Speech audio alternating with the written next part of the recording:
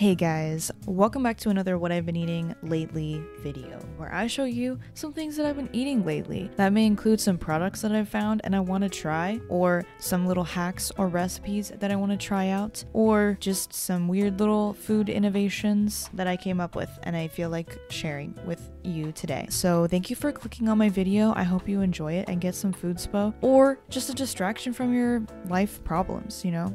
That's fine and super healthy. Alright, so first thing for this video that I want to talk about is this Annie's Confetti Pancake and Waffle Mix. It's really not that important, but you know, I love birthday cake flavored things, so it was exciting for me. I saw this at Grocery Outlet, big surprise. It said vegan recipe on it, so I was like, okay, never seen that before. That's very helpful. I don't even have to read the ingredients. And it had a little make it vegan note on the back of the box where it suggested to add non-dairy milk and applesauce instead of milk, and eggs. I found that very helpful. I appreciate that. So I made some waffles. I wanted to use my little mini waffle maker that's very cute and fun, also kind of tedious and annoying, but cute and fun. They were quite delicious, very cute as well. Unfortunately, I didn't get as much of a birthday cake flavor as I was hoping for. I feel like it needed more sprinkles, but there was like a cakiness to them, you know? I think they were cakier than your average waffle. I always used to get Annie's and Amy's mixed up all the time. They're both like vegan allies companies, you know, like they're not like vegan companies, but they're like vegans love them and they make a lot of vegan products. But now after everything that's going on with Amy's, if you don't know, you can look it up, you know, but friendship ended with Amy's. Annie's is my new best friend now. I also was trying to do something special and I mixed together syrup and butter to make like a dipping sauce because I don't know, I thought that'd be fun. My ratio was completely off. But yes, it was, yes, good little breakfast. If you have a Grocery Outlet near you, this is your reminder to go there and look at everything they have. Next thing I wanted to talk about, obviously, is the Panda Express Beyond Orange Chicken. Very exciting news. They said nationwide, you know, but they also said limited, I heard from some people that it was limited. So here's your reminder to go get some yourself, support the cause, I guess. I don't want to tell anyone what to spend their money on, you know, especially like a corporation, and a corporation that sells a lot of like meat products as well. But, you know, I personally would love to see it not be limited. I really want every major fast food chain to have like a good solid vegan option for road trips and just for normalizing, mainstreamizing vegan food. Anyways, so yeah, it was not as good as I was hoping it would be. I don't know, Beyond Meat has not perfected their chicken like they have their beef, I feel like, or I just had high expectations. I don't know. It was still good. I just felt like maybe we got an iffy batch and I'll need to try it again, you know, but definitely good, especially for like a fast food vegan option. I believe it was $9 for a bowl of half chow mein, half greens mix, whatever it's called, and then orange chicken on the top. Also, just so everyone knows, their egg rolls actually don't have eggs in them, so you can also get those, a very full meal from Panda Express, so you can have nowadays. Where's the eggplant tofu though? That's what I'm wondering. Like, what happened to it? Is it gone? Is it still here? When will it come back? Will it be in my town? Probably not, but I used to love it, so what happened? Anyways, okay. Bring it back, please. But before we get on with the rest of the video, I am back in resident services, which I haven't been in a while. So you know what that means. We have a new sponsor on today's video, which is Native.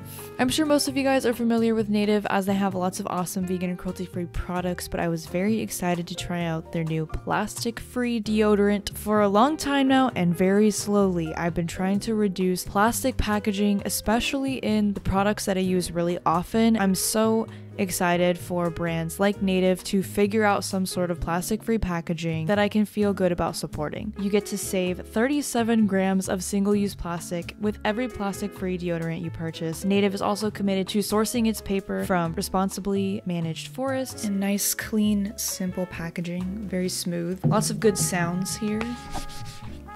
They have tons of scents to choose from. The ones that I picked were coconut and vanilla, which is probably my favorite because I love just like simple, sweet smells like that. But I also got citrus and herbal musk, which smells a bit sophisticated. It reminds me of like a cologne scent. I also got eucalyptus and mint, which smells clean and fresh, you know? So if you want to get yourself some plastic-free deodorants like these, you can get 33% off with my code ewing, E-W-I-N-G, OG, and you can get them for $26 rather than $39, which is a really good discount, and try out all the fun scents that they have.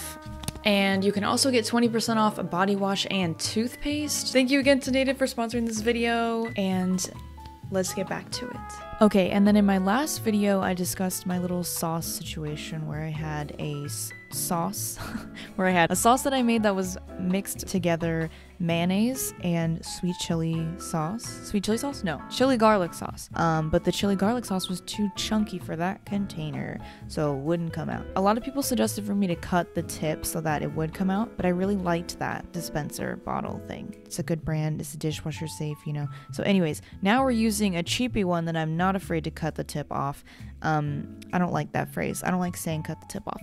Anyways, so I cut the tip off, and then stupid me, the lid won't stay on now. Why didn't I think about that? So a little disappointing. I stole a lid from a different hot sauce bottle and put it on there, but it doesn't really lock in, you know, it just sits there. So I'm gonna have to think about that more. But anyways, and I was putting it on this cucumber because I was just trying to see if it would squirt out, you know, and I didn't want to just squirt it onto a plate and then waste it. But I didn't realize at all how cursed of imagery I was creating by doing that until now. But anyways, here's me making a meal with my little mayonnaise sauce. It's just a tofu and rice plus other things thrown in a bowl and cut up lazy meal. I'm using that extra firm, like high protein tofu and just cutting it up in there, and that has a lot less water in it, which is good for like not making a watery meal, you know, it soaks up the sauce better. I'm using my mayonnaise, I'm using some sweet chili sauce. I put a little bit too much sweet chili sauce. I'm using some coconut aminos, you know, soy sauce, whatever. This is what I have, and a bunch of kimchi, some shredded carrot. I like to shred the carrot in so that it like mixes into the food better, you know. I like the crunch throughout the meal. Also some spinach, and I'm cutting it up with my little kitchen shears, which even though I know that I only use them for food, it still kind of seems freakish when I watch it back in a video. They really look like they should be used in a garden only, you know? So maybe I should just switch to scissors. I do have scissors. I don't know why. I just like the kitchen. I just like the shears. They cut really nicely and they're shiny. Anyways, Koreans really had it right when they use scissors for food all the time. Like, why doesn't everyone else do that? It's like so convenient and nice and fun. It's very fun. I also made another mayonnaise sauce that was going to be like a sandwich sauce. You know, this was going to be one that I would want to put on sandwiches and other things related to sandwiches. I love like seasoning a sandwich, you know. I love to put some garlic and onion and paprika and pepper, salt, whatever. It really makes a sandwich a lot better, you know. But I am also a lazy person. I hate getting out all the seasonings every time I want to make a sandwich, you know. So I was like, wouldn't it be just so great if I could just mix all the seasonings with the mayonnaise? The mayonnaise would just be like a flavored mayonnaise, and I can just put that on my sandwich and, you know? Yeah, so I did that, added all my seasonings, and then I realized that mayonnaise is just too damn thick. You know, everything is just too damn thick in my life, I guess. Wasn't working, so I was like, what can I add that's like a little bit more liquidy than mayonnaise? Mustard. I put some mustard in there, and it is an amazing sauce. If I do say so myself, it's pretty delicious, but I need to work on it a little bit. Also, it could be thinner still. So do you guys think it's weird if I add some water to it? I don't know, I'm gonna think about it. It might just water it down. I had the idea to add maybe some vinegar too. I don't know if I want it to be more tangy or something, but like I think it needs to be a little thinner to squirt out better. I could also add some oil, I guess, some olive oil. I would add lemon juice, but that would make it perish faster, right? Perish, that's a funny word. Okay, yeah, so here's me making a sandwich with it. Also, there's this brand of ramen that I've been wanting to talk about with my followers, with you guys. What do you want to be called? Viewers, followers, fans? I would never say fans. That's really, really, really cringe.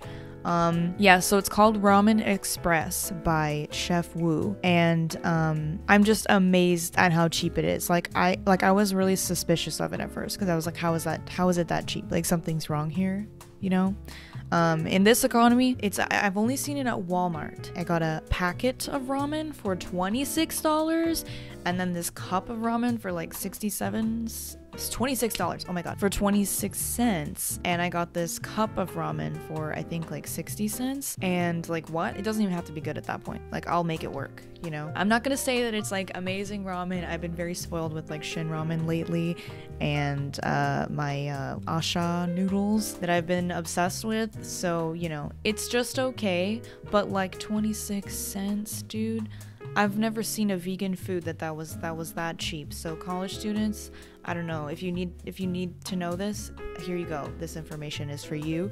Or you know, why am I saying college students? Young people of today, or just anyone.